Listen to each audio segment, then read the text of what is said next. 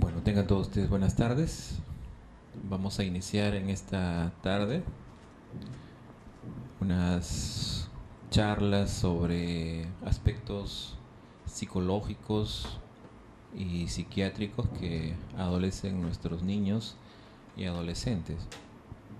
Este capítulo lo vemos con mucha regularidad en la práctica clínica, pero tal vez no nos hemos detenido y pasamos muchos aspectos por alto, ya que resulta difícil en muchas de las veces poder determinar cuál es el límite entre lo que es normal y ya lo que constituye realmente un trastorno psicopsiquiátrico.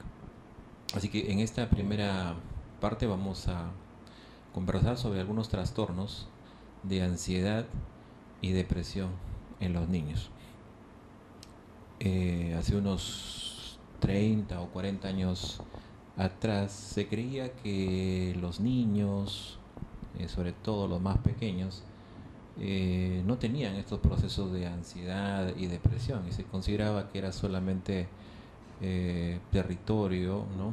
O atribuible solamente a los adolescentes o los jóvenes. Sin embargo, como vamos a ver, realmente la expresión de este tipo de trastornos empieza muy tempranamente. Tal vez para más o menos ver un caso que podemos tenerlo en la consulta, tenemos acá una niña de 11 años que tiene una historia bastante ya larga, ¿no? De trastornos afectivos, de trastornos ansiosos, en cuya visita al médico se muestra muy recelosa, desconfiada, se niega básicamente a decirnos qué es lo que tiene, trata de esconderse, presiona la mano constantemente de la mamá, y su madre nos cuenta que ella ha sido siempre muy callada, muy tímida, pero que tiene amigos, es hábil, es muy aplicada en el colegio.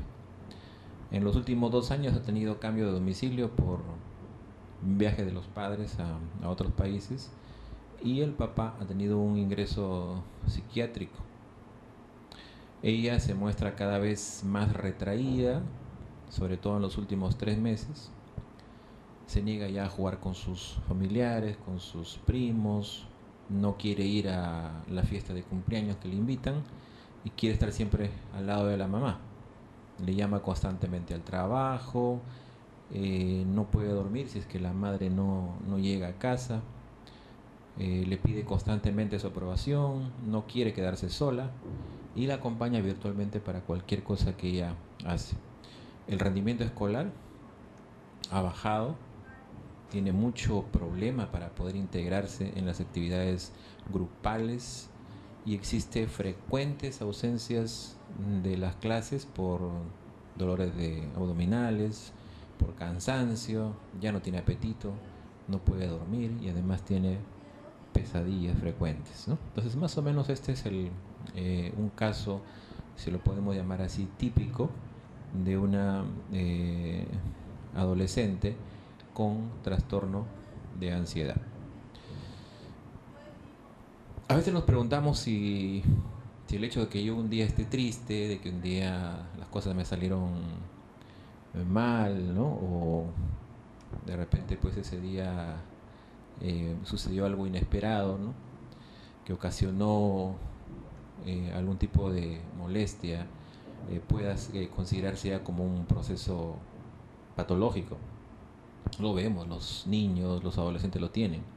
Sin embargo, lo que marca una diferencia entre un trastorno ya patológico, psiquiátrico de ansiedad tiene que ver con la persistencia principalmente de los síntomas, ¿no? Porque en algún momento todos nos hemos sentido mal en el trabajo, los padres también muchas veces vienen cargados, pueden tener problemas con los hijos, pero no son instantes, ¿no? Son momentos que pasan en la familia, pero que al día siguiente como que no hubiese pasado nada, ¿no? La vida sigue. Pero sin embargo, si analizamos un poquito, superficialmente nada más este caso, vemos que este adolescente se encuentra ya en este estado casi 3 meses, ¿no? Es una característica. Es decir, hay persistencia sintomatológica. No es algo que, bueno, un día le fue mal en el colegio, el profesor de repente no la entendió, se peleó con una compañera, con una amiga, pero bueno, al día siguiente ya todo está bien. Sin embargo, cada vez está más retraída. Los síntomas cada vez van empeorando, es decir, hay una tendencia a obstaculizar, ¿no?, su inserción en las actividades sociales, grupales, sea del colegio, sea en la familia, sea en la comunidad, ¿no? Entonces, esto es lo que marca realmente o hace ya el límite más claro hacia un trastorno de tipo patológico, ¿no? Bueno, entonces vamos a empezar por los trastornos de ansiedad, ¿no? Acá hay dos temas en realidad, ¿no?, que son los trastornos de ansiedad y los trastornos de depresión. Entonces, ¿qué cosas son los trastornos de ansiedad en pediátricos? Son patologías psiquiátricas, ¿no? Y podemos encontrar entre estos trastornos de ansiedad algunos que tienen rasgos ya específicos, determinados, como por ejemplo la ansiedad que se produce por la separación, ya lo vamos a ver después, algunas características puntuales. También por un trastorno de ansiedad generalizado, por la presencia de pánico, fobias. Todos ellos se caracterizan por la presencia tanto de signos cognitivos, de síntomas somáticos y síntomas que tienen que ver con trastorno de la conducta. Revisamos algunos datos sobre ansiedad y vemos que casi del 10 al 20% de niños y adolescentes presentan un trastorno de ansiedad. Es decir, es un porcentaje realmente importante y hasta cierto punto alarmante, ¿no? Y dentro de los trastornos de ansiedad más comunes que se presentan en la edad pediátrica son la fobia simple y la fobia social, ¿no?, en un 2 al 10%. Mientras que los trastornos por ansiedad generalizada y ansiedad por separación representan más o menos del 1 al 4%. Otros trastornos de ansiedad, como por ejemplo el trastorno de pánico, el trastorno obsesivo compulsivo o el trastorno de estrés postraumático, son infrecuentes, ¿no? Todos ellos en conjunto van a constituir menos del 1% de los trastornos de ansiedad. También los datos nos revelan que estos trastornos afectan principalmente al sexo femenino, ¿no? Son las que más están presentando estos tipos de trastorno de ansiedad. Bueno, ¿y cuál es la causa, ¿no?, de estos trastornos de ansiedad? ¿Cuál es su fisiopatogenia? Hay en realidad una combinación de factores que van a intervenir, ¿no?, como son factores genéticos, factores cognitivos, factores ambientales también participan en estos trastornos de ansiedad, ¿no? En realidad lo que se ha descubierto es que se heredarían formas de temperamentos o patrones cognitivos de riesgo, ¿no? Por ejemplo, ¿cuáles serían estos patrones cognitivos de riesgo? Una mayor inhibición conductual, niños que no expresan básicamente tal y conforme son, ¿no?, cuando están en relación con otros compañeros, el afecto negativo en la niñez, ¿no?, la hiperactivación fisiológica, pero reiteramos nuevamente que se necesita que estos temperamentos o estos patrones cognitivos que aparentemente se heredarían sean expuestos de una manera aguda, de una manera continua a determinados factores ambientales. También se ha encontrado en estos trastornos de ansiedad, definitivamente alteración de algunos neurotransmisores, de algunas sustancias, como el cortisol, por ejemplo, la noradrenalina. Tenemos el neurotransmisor también, la serotonina, la glutamina y el GABA, ¿no? Bueno, siempre hemos oído nosotros que la serotonina es la hormona de la felicidad, ¿verdad? Decimos que mientras más serotonina liberemos en nuestra vida, más contentos y más felices vamos a estar, ¿verdad? Entonces hay alteración acá en los niveles de serotonina. Hay muchos tratamientos incluso que tienen que ver con alimentos, ¿no? Que tienen serotonina, y eso nos ayuda a mantener un estado afectivo mucho más tranquilo. La glutamina y el GABA también participan, ¿no? En este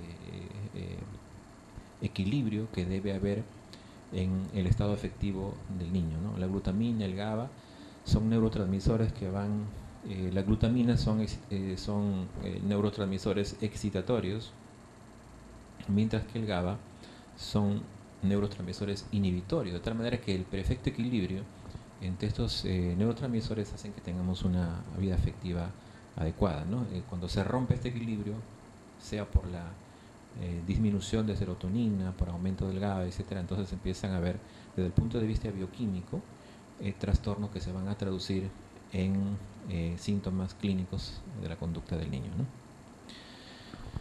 Mencionábamos que hay síntomas cognitivos, hay síntomas somáticos y síntomas conductuales. Eso eran el conjunto de manifestaciones que presentan los niños con ansiedad. Cuando hablamos, por ejemplo, de síntomas cognitivos, miedos excesivos y limitantes, ¿no? Obsesiones, rumiaciones. Miedos excesivos. Bueno, ¿quién no ha tenido miedo, no? Es difícil que le digamos a un niño que se va a enfrentar por primera vez a un mundo desconocido de repente, o que va a hacer por primera vez una exposición, que va a tener que hacer una tarea, ¿no? Que no tenga miedo, eso es normal, ¿verdad? Por eso decíamos, ¿dónde es el límite, ¿no? El límite entre un miedo normal, que forma parte de nuestra vida cotidiana, a un trastorno de ansiedad, cuando este miedo es excesivo, definitivamente. Y esto tiene que ver también con la edad emocional, ¿no? Podemos entender que, por ejemplo, un niño de 1 año, ¿no? Sienta un miedo mayor, por ejemplo, cuando se enfrenta a un médico en la consulta, ¿no? De hecho, que el niño va a gritar, va a patalear, no nos va a dejar examinar con tranquilidad, ¿verdad? Eso nos pasa en la consulta, ¿no? Ve una cara desconocida y más si sabe que lo han vacunado antes, ¿no? Ya no quiere saber nada con nosotros, ¿no? Patea, patalea, escupe, ¿no? Y ya quiere, apenas entra por la puerta. Bueno, si lo vemos esto desde el punto de vista de la edad emocional, tal vez pueda hasta ser normal, pero no sería normal, por ejemplo, que un niño de 6 años o 7 años haga lo mismo, ¿no? Entonces también tiene que ver la edad emocional, la edad cognitiva del paciente. Claro, un niño de 1 año y medio no entiende, ¿no?, que es una consulta, pero un niño de 7 años sí lo entiende bien.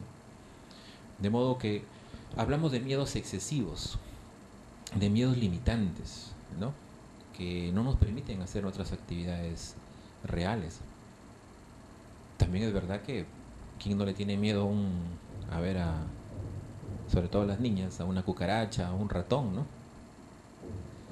Pero hay miedos que son excesivos también, ¿no? Entonces, que ya se quedan en la mente, y porque el niño vio una cucaracha en el aula, pues ya no quiere ir al colegio, ¿no? Entonces eso ya se convierte en un miedo excesivo, un miedo que limita su normal desenvolvimiento.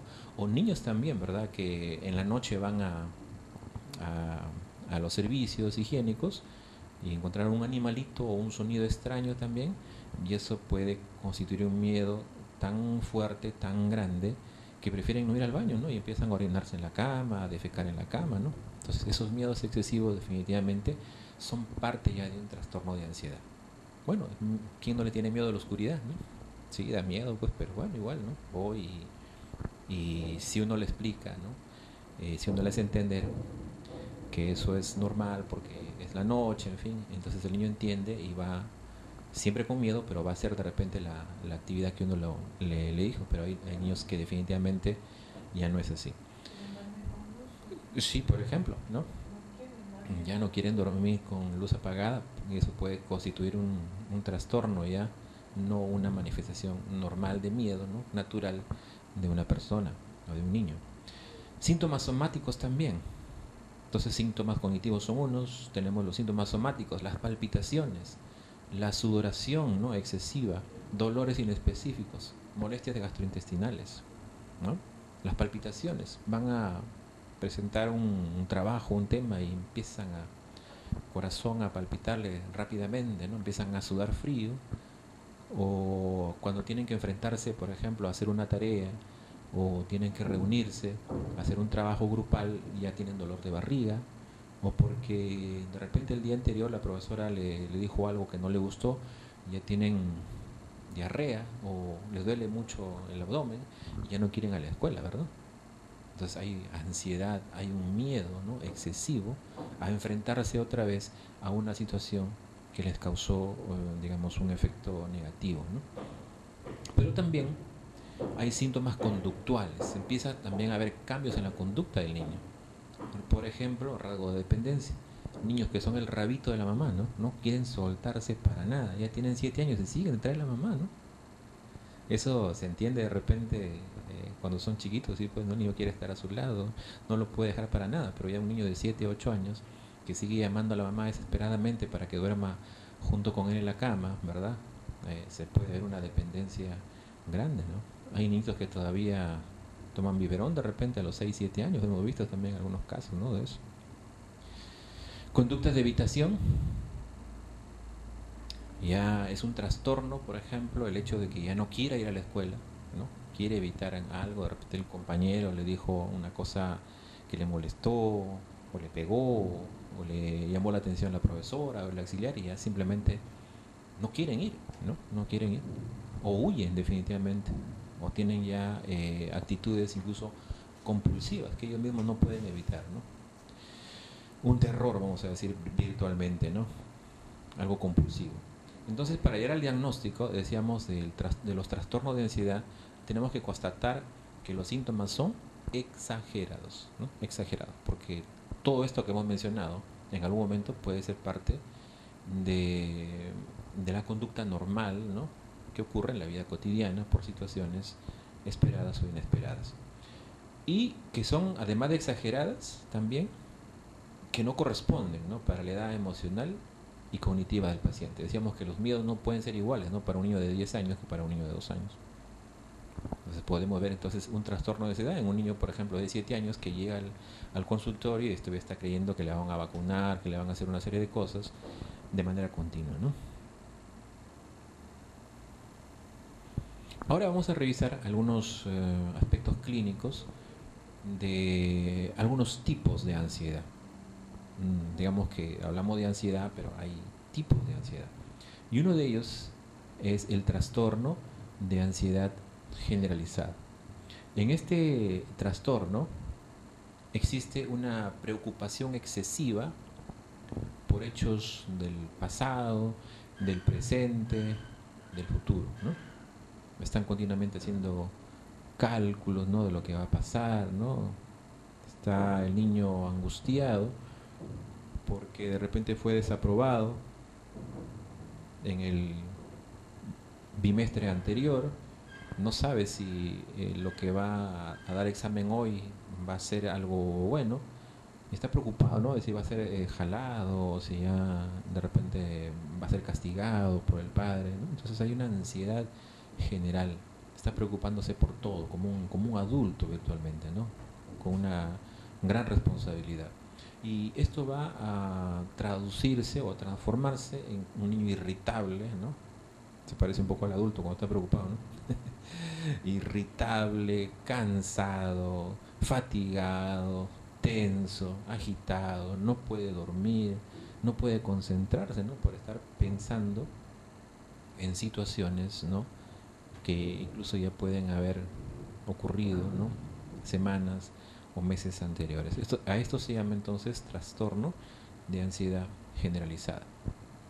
Otro tipo de trastorno de ansiedad son los trastornos de ansiedad por separación. Entonces el niño tiene miedo, ¿no? Un miedo exagerado, nuevamente insistimos en los términos, intenso, invalidante a quedarse solo. Está preocupado constantemente, ¿no? Por sus familiares, tiene pesadillas, ¿no? Está pensando que si el papá sale, la mamá sale, se va de viaje de repente al extranjero, ya piensa que el avión se cae o que va a tener un accidente, y está preocupado en algún momento de que puede quedarse solo este niño, ¿no? Esto puede de repente resultar porque ha habido situaciones también circundantes de familiares o de amigos, ¿no? Que han podido haber pasado por situaciones como esta, y él está con este miedo, está preocupado, ¿no? Por las personas que están en su entorno.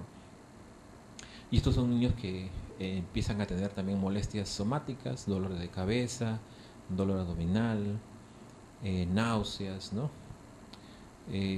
Conductas evitativas, están recelosos, negativos, ¿no? Son esos niños que dicen, bueno, ¿para qué voy a ir si de repente me atropella un carro? Mejor me quedo en la casa, ¿no? Pues están con ese miedo, incluso pueden llegar a la agresión verbal y física, ¿no? Para defender sus ideas. Otro trastorno, otro tipo de trastorno de ansiedad son los trastornos de pánico, que puede ser con o sin agorafobia. Miren, todos estos tipos de repente lo hemos estudiado más en los adultos, ¿verdad? Los trastornos de pánico son bien estudiados, bien conocidos en los adultos, pero en niños son sucesiones de crisis de angustia. Acá hablamos de angustia inesperada, espontánea, que una vez que ocurre presenta miedo nuevamente para desarrollar una nueva crisis, ¿no? De angustia. Entonces tienen por lo menos 4 de los siguientes síntomas. Tienen palpitaciones, tienen sudoración, temblores, sensación de ahogo o falta de aliento, sensación de atragantarse, siente como una especie de una bola, una opresión, ¿no? en la garganta, opresión en el pecho.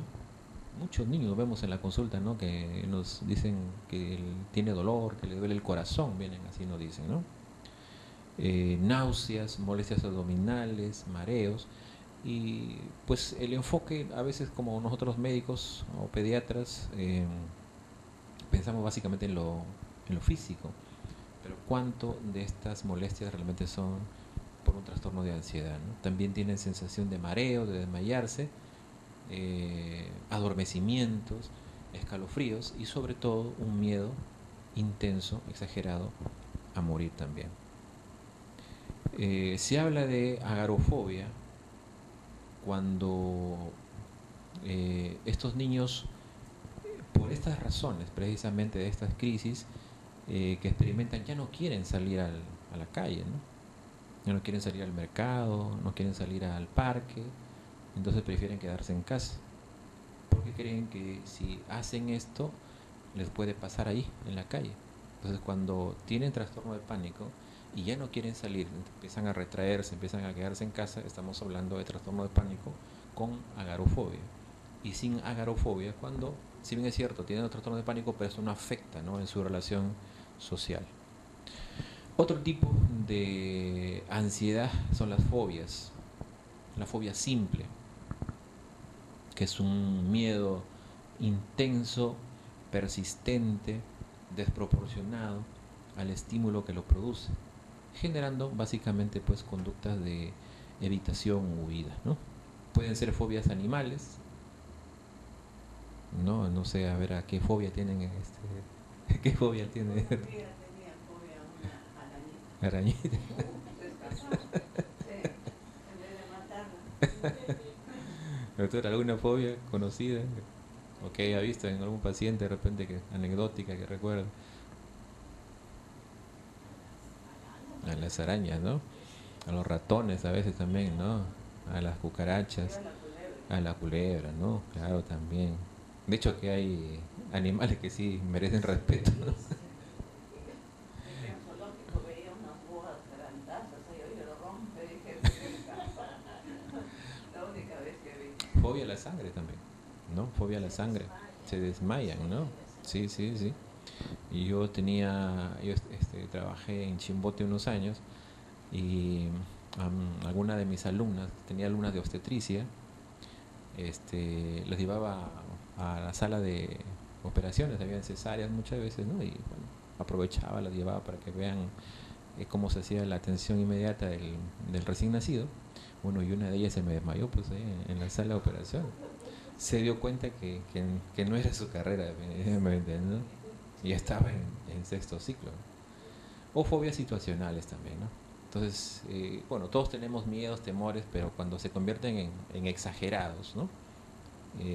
Definitivamente, y nuevamente, ¿no? En el contexto de la edad, ¿no?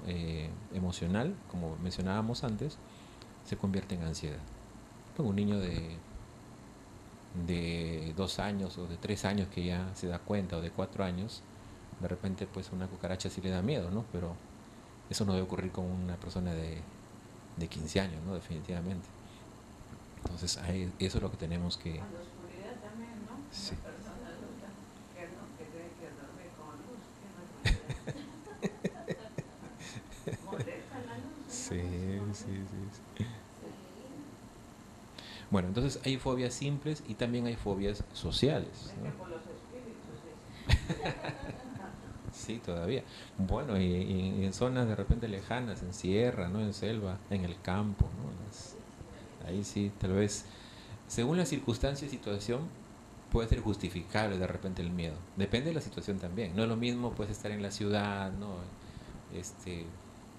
Una casa, en un departamento, en una casa moderna, ¿no? A tener un miedo de si estoy de repente pues en medio de la selva, ¿no? En un campamento, ¿no? Entonces de repente se justifica ahí el miedo a la oscuridad.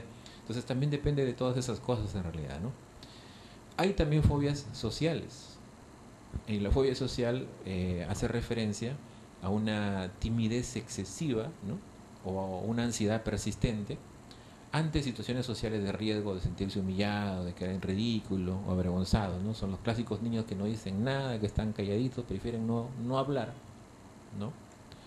Porque si participan o dicen algo ya tienen vergüenza, ¿no? De que les vayan a decir que no han dicho las cosas correctas. Y por último también ya el niño que entra en un mutismo selectivo, ¿no? Entendido como la negativa total a pronunciar ninguna palabra. Eso puede considerarse también una fobia, ¿no? El mutismo selectivo. Esto lo hemos visto a veces en los consultorios de pediatría también, los niños que uno les pregunte, no en la boca, pero para nada, ¿no? Ya no sabemos cómo hacer para que hable, ¿no? La persistencia, obviamente, de estos síntomas puede significar un trastorno de ansiedad. Pero hay niños que por la circunstancia, después ya se van soltando, no van hablando, entonces eso no es patológico, ¿no? Pero Los pequeñitos, disculpe, que los estaban hablando mudo, después se quedan mudos hasta el año y medio, después siguen hablando. sí. Sí, no, Sí, eso lo vamos a ver también más adelante, ¿no? Hay tipos de esto también, ¿no? Y también, bueno, este sí es un trastorno que lo conocemos muy bien también en los adultos, que es el trastorno obsesivo-compulsivo, más conocido como el TOC. En este trastorno de ansiedad, ¿no? Hay una sucesión de obsesiones, compulsiones, de forma indeseada y ajena a nuestra voluntad. Entonces, ¿qué entendemos por obsesión? ¿No? Son pensamientos o impulsos, como por ejemplo miedo a estar contaminado, miedo a tocar gérmenes, miedo a enfermar, miedo a hacer daño a otras personas, obsesivo, ¿no? Totalmente obsesivo. Pienso que todo lo que va a hacer puede ocasionar algo malo, ¿no? A veces también nos pasa a nosotros, ¿no? Vamos a obsesiones un poco más allá también de la profesión, ¿no? Es verdad que estamos en el hospital y estamos rodeados de gérmenes, ¿no? Sí, y bueno, tenemos miedo, a veces puede entrar a nuestra casa, a veces nos vamos por un lugar distinto, nos quitamos la ropa, nos bañamos y si no nos bañamos primero no podemos tocar a nadie, ¿no? A nuestros hijos, porque tenemos miedo pues de llevar los gérmenes, eso es verdad, ¿no? Miedo a hacer daño, miedo a estar contaminado. Y las compulsiones, ya son comportamientos, ¿no? No son pensamientos, sino ya son comportamientos. Es decir, por ejemplo, lavarse las manos a cada rato, ¿no? En mi mente está en que puedo estar contaminado, pero ya empiezo pues a lavarme las manos otra vez y otra vez y otra vez. También puedo presentar comportamientos como ordenar los juguetes o la ropa, ¿no? Este es un síntoma que lo vemos en muchos niños también, niños que están con sus juguetes y los ponen en filita uno tras otro, los ordenan por colores, ¿no? Igual la ropa también, ¿verdad? Entonces pueden constituir también comportamientos compulsivos, ¿no? De los niños. O entran y salen de la habitación, están como si dan vuelta y vuelta, toca y toca la pared, ¿verdad? No pueden resistirse, digamos, ¿no? A hacerlo, es ajeno a su voluntad. Entonces estos son trastornos obsesivos compulsivos. Un tipo también, una variante de trastorno de ansiedad. A ver, aquí qué pasó. Otro trastorno, otro tipo de trastorno de ansiedad son los trastornos de estrés postraumático. Y estas son situaciones en las que el niño ha estado expuesto, ¿no?, a un hecho traumático que pudo haber puesto en peligro su vida, la de otros, produjo una intensa reacción de miedo e impotencia. Por ejemplo, el haber participado, haber estado presente de repente en un choque automovilístico, por ejemplo, ¿no?, en la que tal vez algunas personas murieron, ¿no?, en este accidente, puede ocasionar un trastorno de estrés postraumático. El haber sido abusado física o sexualmente, o incluso haber sido observador, ¿no?, de un abuso de este tipo, por la violencia en el entorno, que puede ser violencia familiar también, catástrofes o por enfermedades que ocurren a personas a las cuales el niño está muy, muy ligado. Hay enfermedades de la madre, del padre, o a veces también de familiares cercanos que tienen mucha relación con el niño, ¿no? Entonces, en este tipo de ansiedad suele el niño experimentar recuerdos involuntarios del trauma, ¿no?, a través de imágenes, emociones, pesadillas, tiende a huir de estímulos que la recuerdan. Esto he visto bastantes casos, ¿no?, en niños, sobre todo en adolescentes, que se han quedado traumados, ¿no?, por situaciones como esta. Yo recuerdo una niña, cuando trabajaba en Chimbote precisamente, que su madre la trae a la emergencia, porque estaba en la emergencia, porque tenía movimientos oculares en los dedos, en las manos, ¿no?, en la cara, y bueno, la señora pues, estaba desesperada, decía, mi hija está convulsionando, pero sin embargo ella estaba totalmente despierta, lúcida, ¿no? Yo la saco a la mamá, converso con la adolescente, tendría sus 12 años más o menos, y le digo, mira, tú no tienes nada, ¿no? Tú tienes un problema emocional, ¿qué te pasa? En ese rato pues ella realmente descargó todo, me abrazó como si fuera su padre y me dice, lo que pasa es que yo he visto a mi padre con otra mujer. Eso fue todo, ¿no? Eso fue todo lo que me dijo. Yo he visto a mi padre con otra mujer. Y es más, me dice, ahorita estoy así porque yo he estado en la internet y encima mi padre, a pesar que su conducta no es apropiada, viene a decirme que yo me porte bien, que deje de estar ahí en el internet. Y por eso me he puesto así, ¿no? Entonces se explotó, ¿no? O sea, le quitaba autoridad al padre por esa conducta, ¿no? Y al ver que el padre le exigía, digamos, una conducta apropiada de ella, decía, bueno, como decir, ¿quién eres tú para, ¿no?, para decirme algo así? Y llegó en ese estado, ¿no?, a la emergencia. Y después conversé con la madre, ¿no? Y entonces, bueno, son traumas que quedan ahí guardados, ¿no?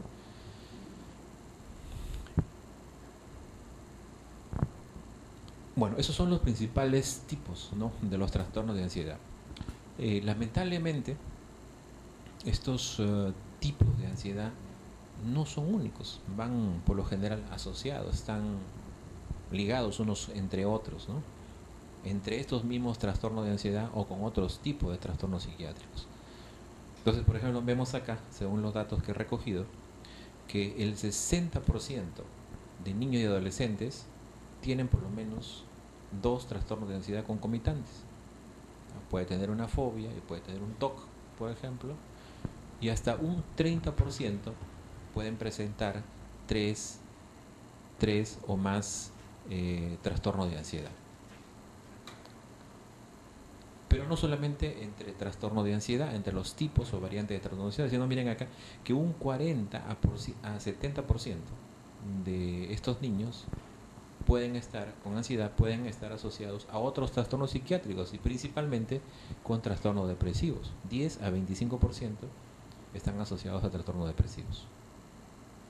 25% de los niños y 10% de adolescentes presentan el síndrome de Gilles de la Tourette asociado también. El síndrome de Gilles de la Tourette se refiere a una serie de tics que presentan los niños también, ¿verdad? Entonces, lamentablemente no van solitos, ¿no? Están agrupados entre sí o con otros trastornos psiquiátricos también. Esas son las comorbilidades. Bueno, ¿y qué debemos esperar, ¿no?, de estos trastornos de ansiedad en el niño? Eso nos preocupa, al padre le preocupa también, ¿no? Lógicamente, ¿qué pasa si es que detectamos a un niño que tiene un trastorno de ansiedad? Existe, según los datos, mayor incidencia de trastornos de ansiedad, de depresión y abuso de drogas en los adultos que han tenido ansiedad en la infancia. Por consiguiente, ¿no?, y aquí va de repente la importancia de este tema, que decía no le damos mucho en la práctica de la consulta, es que si no detectamos tempranamente a estos niños, el pronóstico, el curso de estas enfermedades se van a hacer crónicas y se van a manifestar con mucha mayor facilidad en la adultez. Entonces hay un trabajo que hacer, ¿verdad?, en el grupo de los niños. La presencia de un trastorno de ansiedad en la infancia o adolescencia no solamente incrementa la ansiedad en la adultez, sino que también incrementa el riesgo suicida a corto y largo plazo. Bueno, ¿cómo debemos hacer entonces el enfoque diagnóstico, ¿no? ¿Cómo debemos actuar, lógicamente, para poder detectarlos? Definitivamente tenemos que hacer una entrevista clínica completa. A veces hemos dejado que este trabajo lo hagan otros profesionales, ¿no? Y a veces preguntamos algo, ya anda el psicólogo, anda el psiquiatra, cuando nosotros los médicos, sean generales o pediatras, pues deberíamos tener un conocimiento clave, ¿no?, de estas patologías, porque somos los primeros a los que los padres van a asistir, y muchos de los síntomas físicos, como mencionaba antes, no son de causa orgánica, ¿no? Tienen un trasfondo psiquiátrico o psicológico. Entonces hay que hacer una entrevista clínica completa, tratando de buscar, ¿no?, algunas alteraciones en la vida afectiva, familiar, social, ¿no?, tanto de los padres como de los niños también, su comportamiento, su desenvolvimiento en la escuela del niño, por ejemplo, ¿no? Son cosas que deberíamos preguntar de una manera rutinaria, ¿no?, en pediatría. Existen también, además obviamente de la clínica, como siempre, algunas escalas analógicas como el termómetro de los sentimientos, que nos permiten también determinar cuál es el nivel, ¿no?, de trastorno en su afectividad o en su ansiedad. Cuestionario de ansiedad, esto ya es aplicable a adolescentes o jóvenes. Y en el diagnóstico diferencial hay que considerar el dolor abdominal recurrente, el DAR, las arritmias, el prolapso de la válvula mitral, el hipertiroidismo, migrañas, convulsiones, abuso de cafeína o intoxicación por plomo, que también hay que considerarlo dentro de las causas que pudieran estar ocasionando este tipo de trastornos, ¿no? Tratamiento. Para el tratamiento de la ansiedad existen distintas herramientas, ¿no? Las podemos clasificar en tres tipos de herramientas. Las herramientas psicoterapéuticas, y aquí sí ya participan nuestros colegas los psicólogos, ¿no?, en la que se tiene que aplicar una terapia cognitiva conductual. Es lo que se ha encontrado que es eficaz para poder tratar los trastornos de ansiedad. Hay otro tipo de terapias, la terapia psicodinámica, la terapia de familia, la terapia motivacional interpersonal, pero la que se ha encontrado eficaz es la terapia cognitiva conductual, la TCC, ¿no? Entonces no voy a entrar en detalles porque esto sí es un terreno que no nos compete mucho, digamos, al campo de pediatría, pero que debemos conocer que es necesario aplicar este tipo de terapia. Por otro lado, tenemos también herramientas psicoeducativas para tratar la ansiedad.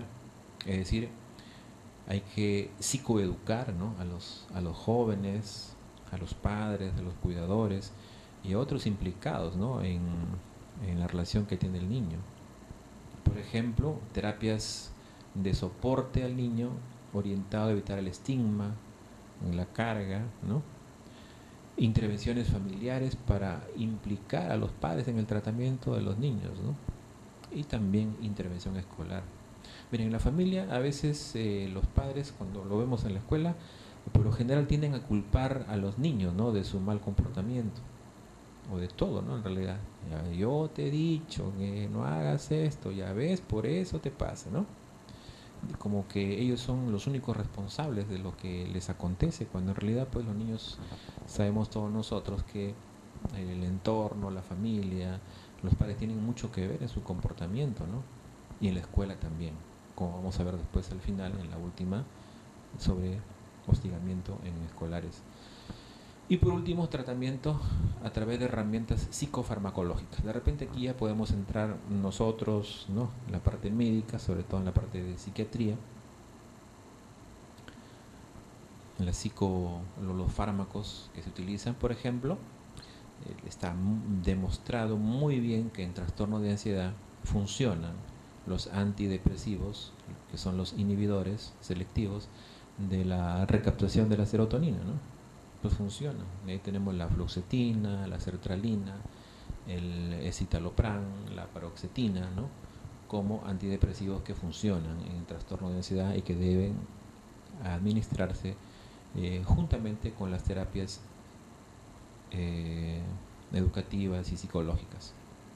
Los antidepresivos tricíclicos no son eficaces, excepto la clomipramina, que es el único que se ha encontrado que funciona de este grupo de antidepresivos tricíclicos, y los antidepresivos inhibidores de la monoaminoxidasa, los IMAOs, no han sido estudiados en niños. Las benzodiazepinas tampoco no se han demostrado utilidad en los niños. De tal manera que como herramientas entonces farmacológicas tenemos a los antidepresivos inhibidores selectivos de la recaptación de la serotonina, ¿no?, como tratamiento de elección para los trastornos de ansiedad. Bueno, esto es igual que en el adulto, ¿no?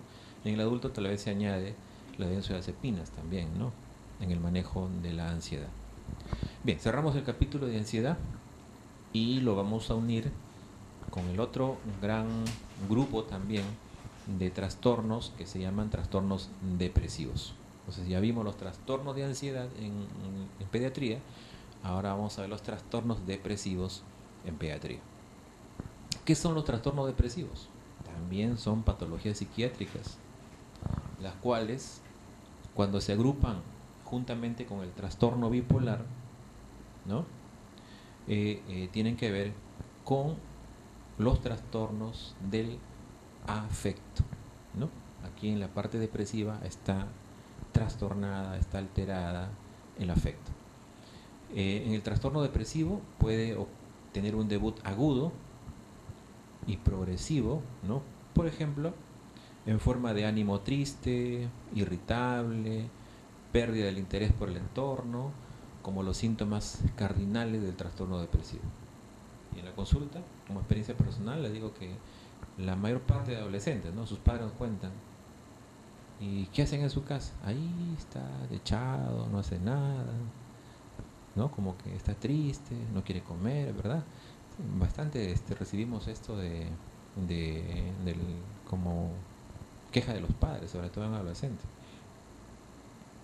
¿Cuántos de estos niños pueden estar, o adolescentes pueden estar experimentando realmente, ¿no?, problemas depresivos, ¿no?, propios de repente de su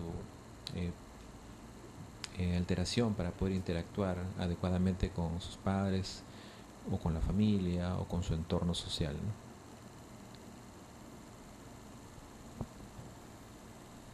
Algo pasó aquí de nuevo. Ahí, ya está. A ver, veamos datos ahora sobre trastornos depresivos. 2% en niños. Es mucho menor, ¿verdad?, la tasa de depresión en niños que ansiedad, como ya vimos antes, ¿no? 6 a 8% en adolescentes presentan trastornos depresivos. Es más común en los adolescentes, ¿no? Hay una razón de 8.5 veces más en las formas postpuberales, es decir, en adolescentes, frente a los prepuberales, que son los niños, ¿no? También los trastornos depresivos predominan más en mujeres en las formas postpuberales en relación de 2 a 1. Bueno, en esto siempre, ¿no?, los más afectados o más afectadas son las mujeres, las niñas o las adolescentes. Como en los trastornos de ansiedad, ¿cuál es la etiología? ¿Cuál es su fisiopatogenia? Hay una combinación también acá de factores genéticos, de factores ambientales. Cuando hablamos de factores genéticos, por ejemplo, tenemos factores precursores. Aquí hay una herencia familiar.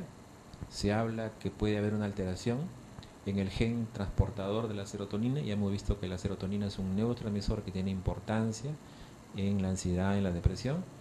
O también cuando existe un entorno familiar o social desfavorable, hay un nivel de conflicto elevado en la familia, cuando hay una labilidad emocional también elevada, y con factores precipitantes, por ejemplo, conflictos familiares, divorcio de los padres, muerte de familiares cercanos, abuso físico o sexual, factores que mantienen este estado, como por ejemplo episodios depresivos, persistencia de distorsiones cognitivas, conductas desadaptativas, comorbilidad con otros trastornos psiquiátricos. Y si hablamos ya del fondo, de repente, ¿no?, nuevamente están presentes aquí como parte de la fisiopatogenia los cambios neuromoleculares, neuroendocrinos en los niveles de serotonina, de noradrenalina, de dopa y de glutamato. Este equilibrio, como decíamos, entre neurotransmisores excitatorios e inhibitorios, cuando se rompe ese equilibrio, cuando empiezan a aparecer este tipo de trastornos, ¿no? Bueno, ¿cómo se manifiestan estos trastornos depresivos en la niñez?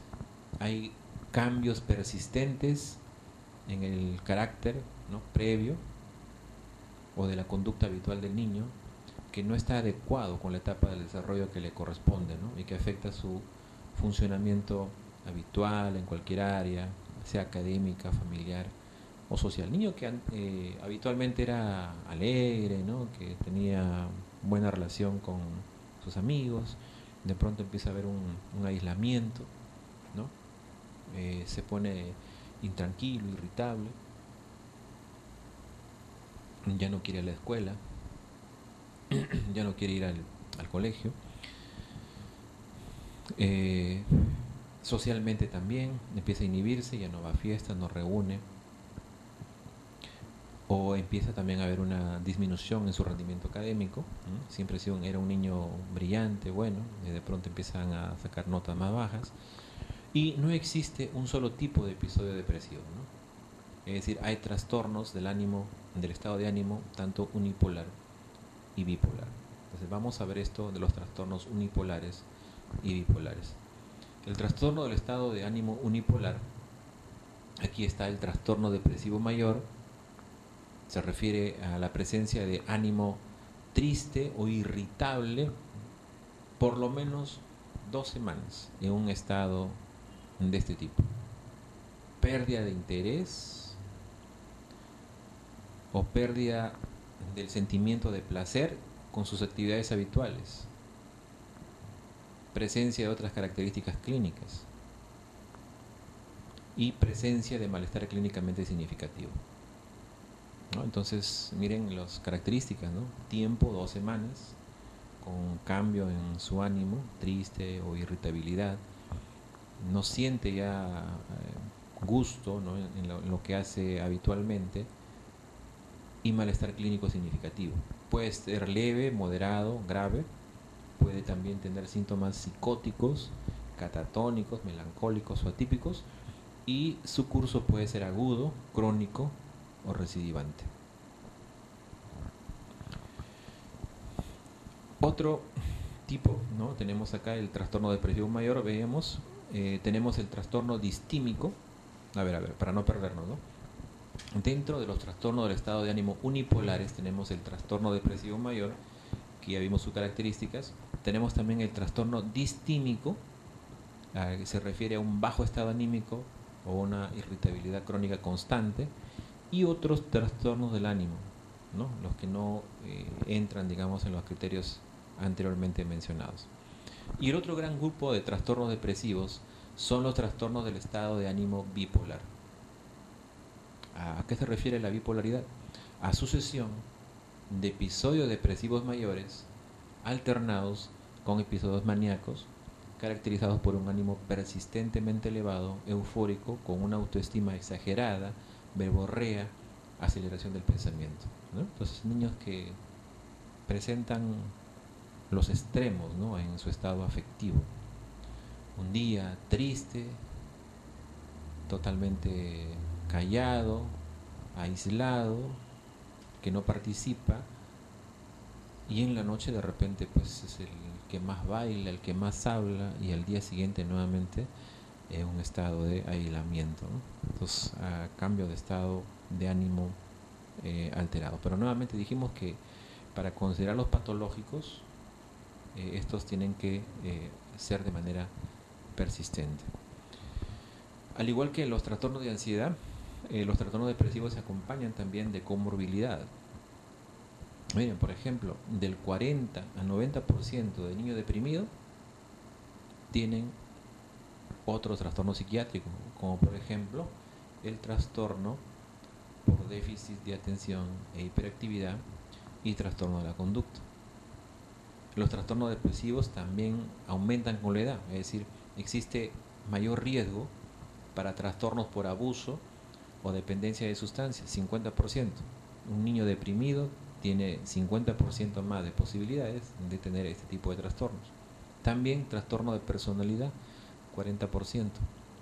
Y los niños depresivos van a tener una elevada incidencia de pensamientos suicidas, 30%, pensamiento solamente suicida, intentos suicidas, 60%, y suicidios consumados incluso, ¿no? Eso también lo vemos en la emergencia muchas veces, ¿no? Adolescentes que han tomado sustancias, y algunos han consumado, ¿no?, su suicidio. ¿Qué debemos esperar de los trastornos depresivos y por qué son importantes?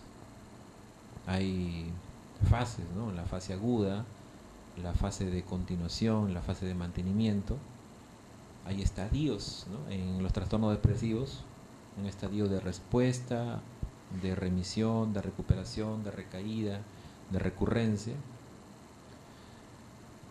Hay factores de riesgo que van a hacer que estos niños tengan persistentemente estos trastornos, como por ejemplo antecedentes de depresión, ¿no?, padre, madre deprimido, con personalidad límite, conflictos familiares, va a hacer que estos trastornos persistan, ¿no?, por más tiempo.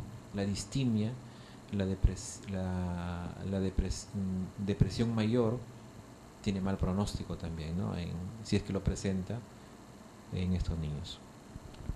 Las consecuencias de los trastornos depresivos, ¿no?, a corto plazo, va a limitar su capacidad cognitiva, intelectual, problemas de concentración, de memoria, va a haber una notable caída, ¿no?, en el rendimiento académico, dificultades para el aprendizaje de habilidades sociales, problemas de conducta, desadaptación, etcétera, ¿no? Y existe pues una clara relación entre los trastornos depresivos con depresión crónica y otras enfermedades psiquiátricas también. El enfoque diagnóstico, tenemos, ¿no?, que preocuparnos por hacer un tamizaje, ¿no?, de la presencia de la depresión en los niños. Y este debe empezar, ¿no?, en la escuela, en la familia, en los servicios sociales, sanitarias también.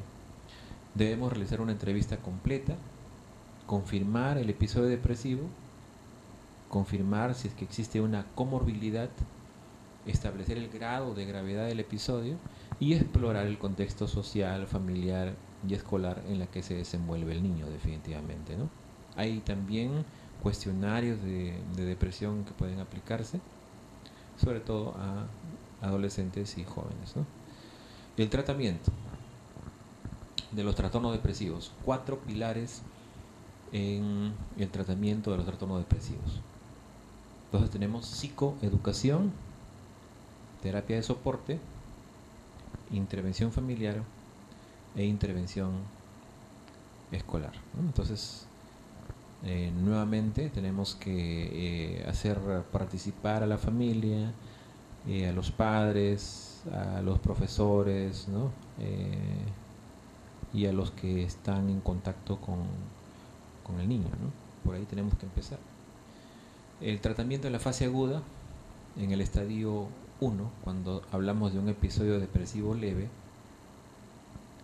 solamente hay que hacer observación activa con intervención mínima, individual o grupal, y si no hay mejoría, en 4 a 6 semanas pasamos al segundo estadio, en la que ya hay episodios depresivos moderados, sin síntomas psicóticos o suicidas.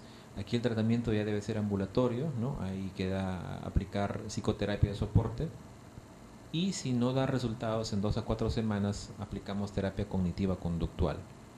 Si después de 8 a 10 sesiones de terapia no hay mejoría, entonces ya debemos usar medicamentos como los que mencionamos en los trastornos de ansiedad. Es decir, los de elección son los antidepresivos, inhibidores selectivos de la recaptación de serotonina, como por ejemplo mencionamos la fluoxetina, ¿no?, el escitalopram, entre otros.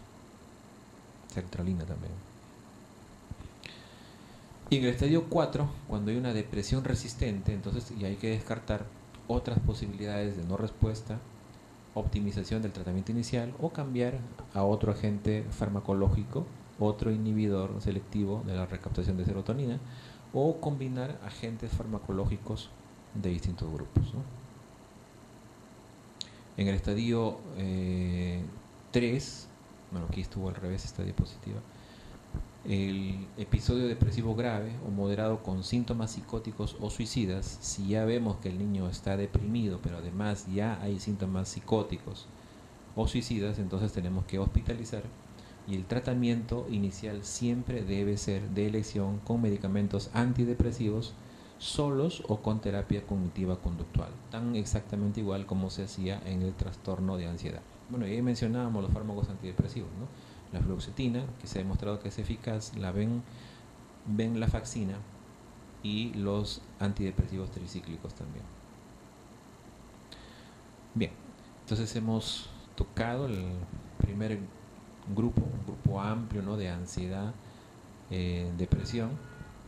Como les mencionaba, pues algo que de repente no estamos detectando, ¿no?, en la práctica clínica, porque estamos enfocando gran parte de nuestra atención en la parte física y orgánica. Personalmente le digo, ¿no?, que es una experiencia importante. Actualmente estoy liderando, ¿no?, el grupo de lo que es la atención del adolescente en e-salud en mi centro asistencial, y entonces pues esas estrategias, ¿no?, de una atención integral, no solamente en lo físico sino también en lo psicológico, hemos empezado a detectar realmente, ¿no?, muchas alteraciones, ¿no?, psicoafectivas y de ansiedad en los jóvenes, ¿no? No sé, sí. ¿Y cuál es el termómetro de la ansiedad? El termómetro de la ansiedad está, a ver, vamos a decir, si lo quisiéramos poner por grados, el más bajito sería pues el tranquilo, ¿no? Luego sería de repente el pasivo, luego ya iría un poco intranquilo, el irritable y así, ¿no? Entonces más o menos para que tengan una idea, ¿no?, el termómetro de la ansiedad. Entonces podemos, es como la escala de coma de Glasgow, vamos a decir así, ¿no? Entonces desde el despierto, lúcido, hasta el que está en coma profundo, ¿no? Más o menos es una forma analógica, ¿no? Cualitativa, es como la escala analógica del dolor también, ¿no? De saber del 1 al 10, como cuánto te duele, ¿no? 1 es lo más bajito y 10 es lo más... Entonces más o menos una cosa así, ¿no? O las caritas felices de dolor también, ¿no? Como se ponen, esas son escalas analógicas. Igual es la escala analógica para la ansiedad. Obviamente que no es tan específico, ¿no? Lo ideal sería aplicar cuestionarios, aunque no se pueden aplicar estos cuestionarios a niños pequeños. Entonces en las escalas, igual que a un niño chiquito también, ¿no? A lo mejor le ponemos caritas ahí a ver, ¿no? Cómo sienten más o menos, para que nos expliquen el grado de dolor que tienen, ¿no? Entonces eso es más o menos la escala analógica, llamada termómetro de la ansiedad. No sé, me gustaría de repente alguna experiencia, ¿no? Porque es muy interesante esto realmente, ¿no? Estas cosas que pasan. No lo estamos enfatizando. Ahora felizmente creo en el Perú el Ministerio de Salud está poniendo mucho énfasis en lo que es salud mental. Es un pilar prácticamente, ¿no? En la salud. Antes la salud mental creo que no la consideraban para nada. Pero aún en salud mental creo que se está enfocando más en el adulto. Y de hecho que si tenemos una desadaptación o un trastorno psicológico, psiquiátrico en el adulto, es porque en su niñez probablemente lo tuvo también, ¿no? Está arrastrando prácticamente el trastorno de la niñez, como hemos visto, ¿no? Los porcentajes de trastornos psiquiátricos en la adultez, ¿no? Son mucho mayores, obviamente, en aquellos que lo presentaron desde la niñez o de la adolescencia.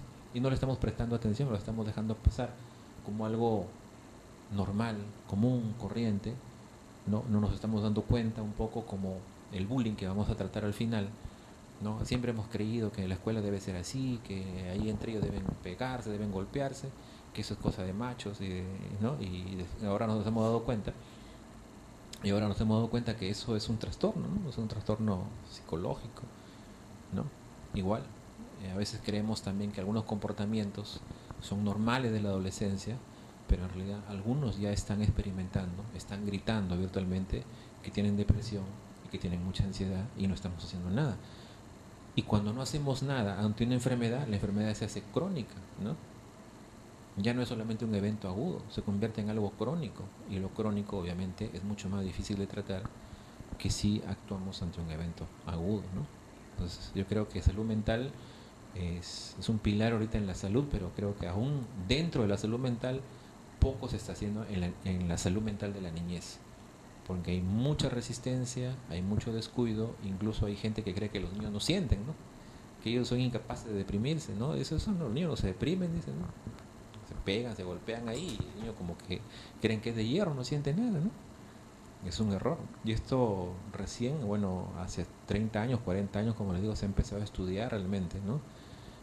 Es más, yo leí alguna vez, eh, estaba leyendo un capítulo sobre falla de Medro precisamente, y mencionaban que hay algunos tipos, por ejemplo, de niños que no comen como una especie de rechazo a la madre, y que la ansiedad, ¿no?, que produce puede ser tan temprana como prácticamente al mes de edad, ¿no? O sea, es recién nacido. Pueden experimentar ansiedad. ¿Se imaginan, no? No le da la teta. ¿Qué siente? No, siente una ansiedad tremenda, ¿no? No hay su alimento, ¿no? Y todo eso, ¿no? El rechazo, en fin, el niño se asusta cuando escucha, ¿no? Las personas gritar o sus hermanos gritar en su entorno, les causa miedo, les causa temor, ansiedad, ¿no? O sea, todas esas cosas no las estamos tomando en cuenta porque creemos que es algo normal que suceda, ¿no? Entonces yo creo que sí hay trabajo que hacer realmente en salud mental. ¿Sí?